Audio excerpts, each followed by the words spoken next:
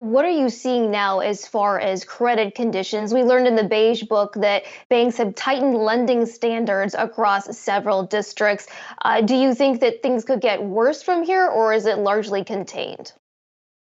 Well, let's take a step back. So certainly the banking industry is strong and resilient and sound. We did see in mid-March some stresses at a small number of banks, and then we had the two bank failures, Silicon Valley Bank and Signature Bank, and those failures really led the Fed and the Treasury and the FDIC to take actions to ensure that the problems in those banks, in those small number of banks, wouldn't be contagious, all across the system. Mm-hmm. And so we set up a new lending facility, a liquidity facility for banks, and we also have our traditional discounting lending.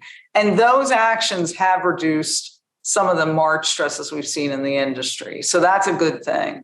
Now, even before the stresses in the banking industry in March, banks were already beginning to tighten their credit standards. And that's because interest rates have moved up. But that's the typical way that monetary policy transmits into the broader economy.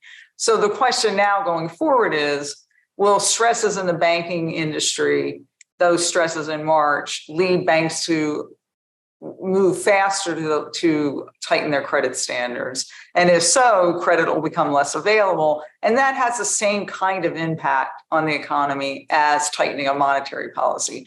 So we're doing that assessment. We're continually engaging with bankers. We also have some surveys that we do. And that'll be part of the discussion at the upcoming FOMC meeting to really assess what not the magnitude of those effects and what the expected duration of those effects will be. And that'll influence how we think about the future path of monetary policy.